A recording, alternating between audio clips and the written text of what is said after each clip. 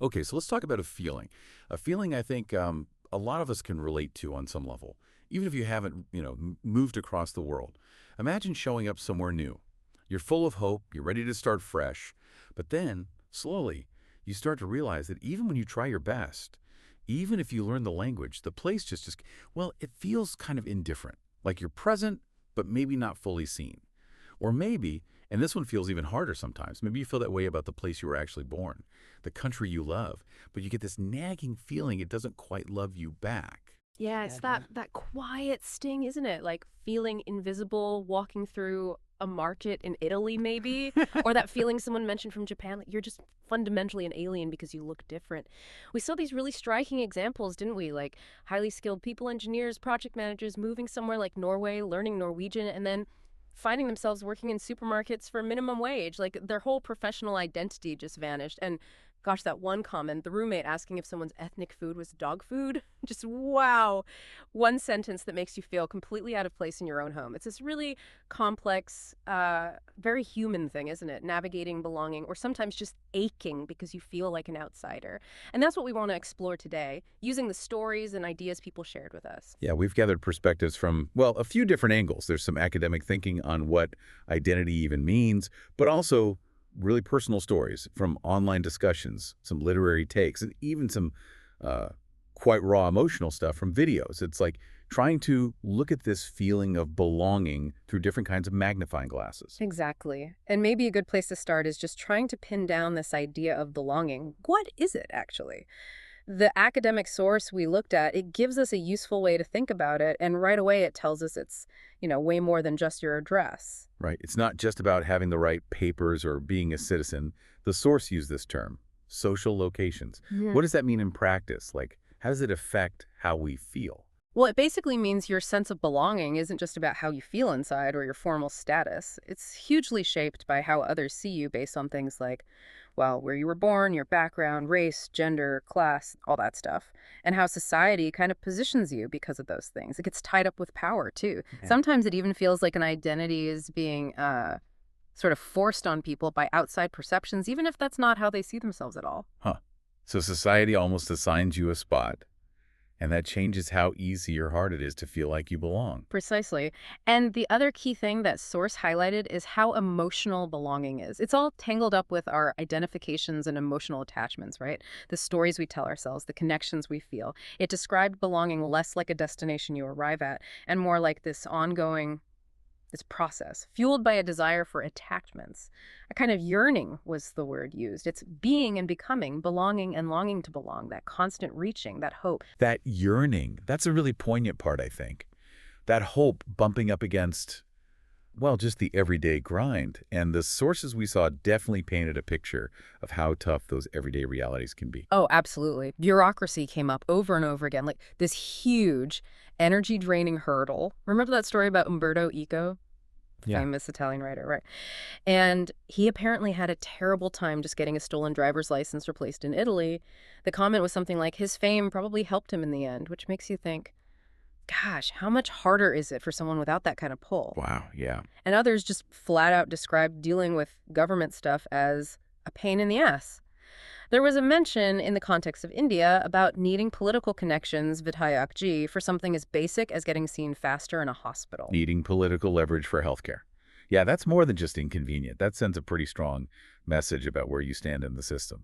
Exactly. It makes you feel like you don't really count or you're just an obstacle. Right. And then there's the whole work situation. Even when people have the qualifications.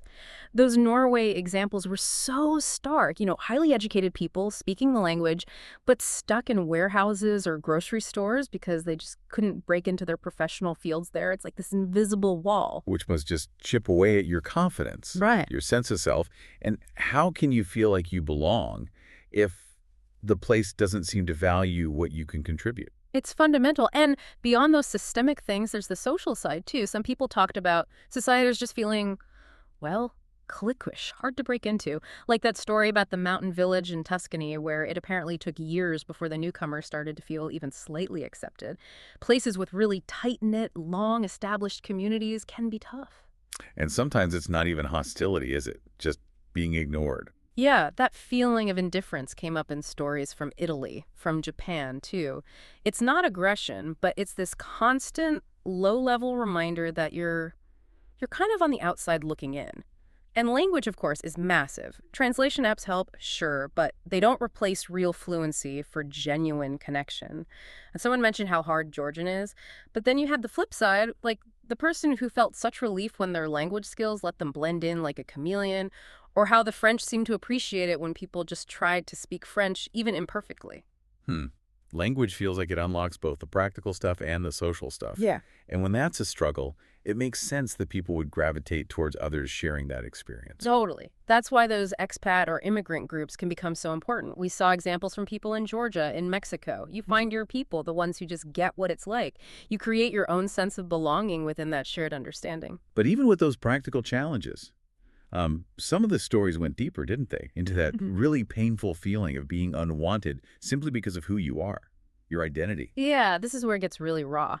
People sharing experiences of feeling unwelcome, even unsafe, because of their race or ethnicity. Like the comment about being Asian and feeling out of place in large parts of Europe, maybe except for big hubs like London or New York. And that contracted with the experience of an African American woman who felt the U.S. was just not the place for me because of racism, but found Paris or Amsterdam much more welcoming. It really shows how context is everything. The same person can feel belonging in one place and completely alienated in another. Exactly. And sometimes it's just one interaction, one sharp moment. That dog food comment about the roommate's food, that wasn't just clumsy, it was dehumanizing. It instantly marked the person as other. Or the person in Japan just feeling like an alien. Not necessarily hostility, but just different, fundamentally othered. And these personal feelings, these moments of hurt, they seem to echo bigger historical patterns, don't they? They really do. That literary hub piece drew that line very clearly. It talked about the history of xenophobia in the U.S., reminding us how groups we now consider white, like the Irish, Italians, Eastern European Jews, were once seen as the dangerous outsiders, the unassimilable foreigners, the same kinds of fears, the same prejudice. It just finds new targets. The piece mentioned the heartbreaking story of Balbir Singh, a Sikh man murdered after 9/11 simply because his killer perceived him as Muslim. It's this recurring pattern of othering. The source even called that kind of fear as American as apple pie, suggesting it's sadly like baked into the country's history. Wow, that's a heavy thought. And it brings us to that really difficult idea, loving a country that feels like it doesn't love you back. And it's not just an immigrant experience, is it? Not at all. That Reddit thread, the one literally titled, "I love this country, but this country doesn't love me back," that was full of citizens expressing that frustration. Now, that specific thread seemed focused on issues like bureaucracy and corruption in India. But the comments underneath brought up social divisions, feeling unsafe, feeling ignored by the system, even though you pay taxes. And there were specific identities mentioned, too, like someone who is gay feeling the country hates girls and gays due to laws and social attitudes, or a trans woman feeling she had to look elsewhere for acceptance because of hostility at home. It shows how even within your birth country, certain identities can make you feel fundamentally rejected. And the pain of that rejection, it can come out in really intense ways, like in that YouTube transcript we looked at. Oh, yeah. That was incredibly raw. You could feel the anger and the hurt. It was focused on the Black community in the U.S., and the speaker was just furious about what they saw as the government neglecting its own citizens, especially historically oppressed ones. The feeling was like resources go elsewhere while Black people who have been hurt continuously by the city and country it loves are left behind. There was that quote, something like, "It ain't our responsibility to take care of everybody else when their own community, carrying the weight of slavery, Jim Crow, police violence, when they aren't cared for." It was rooted in this deep historical pain, this feeling of being unwanted by the very place they call home. The speaker quoted that saying, "Oppression maketh the wise men mad." It was a visceral expression of not belonging. It's so clear from all this. Feeling unwanted, facing injustice, it's not just like a bad mood. It has real deep effects on people. Absolutely. That source on rectifying wrongs, it made that point very clearly. Experiencing political violence or injustice, or even just that constant feeling of rejection, it can seriously damage a person's psychological adjustment. It can mess with their ability to make plans, to pursue their plan of life, and, really importantly, it harms self-respect, and it damages the potential for mutual respect in the wider society. So it kind of corrodes things from the inside out. both for the person and for the community. Exactly. And that same source, Rectifying Wrongs, it also suggested that actually acknowledging past wrongs, things like official apologies or truth commissions, they aren't just symbolic. Apparently, studies show these acts of rectification can actually help victims heal. Because this kind of political trauma, it has a social element that maybe individual therapy can't fully reach. It really matters how a society tells its own story. Does it include the difficult parts, the critical and historical narratives, or does it try to smooth them over? So acknowledging the pain seems like a crucial first step towards any kind of healing for individuals and maybe for society too. Yeah. But, okay, despite all this difficulty, all this pain we've talked about, people do find ways to belong, right? The sources showed that too. They did, yeah. It's definitely not all doom and gloom. Sometimes finding that belonging means you have to actively build it, like seeking out those expat communities we mentioned in Mexico or Georgia, finding your tribe, people who understand. And making an effort to engage with a new place, that seems to matter too. Yes, definitely.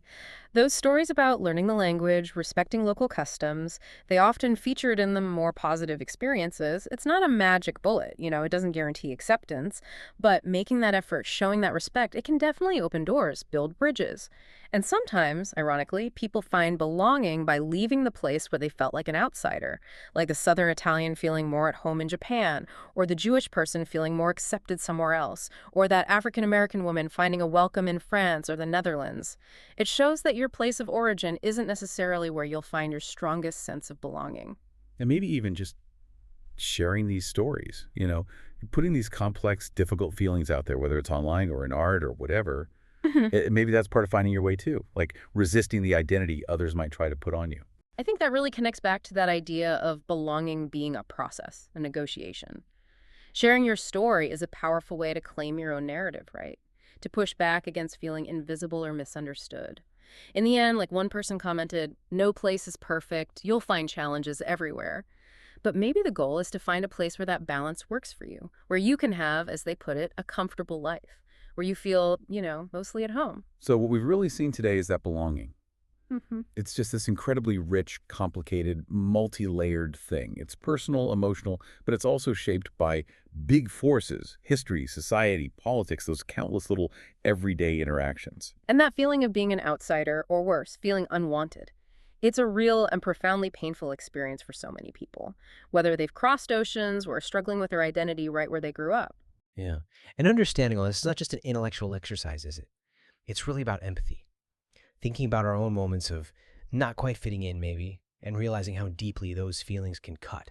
When you hear these stories, these experiences, it really makes you wonder, doesn't it? What can we do as individuals, as communities, to try and create spaces where more people feel genuinely seen, genuinely valued, like they truly belong? It feels like such a fundamental human need, maybe a fundamental goal for all of us.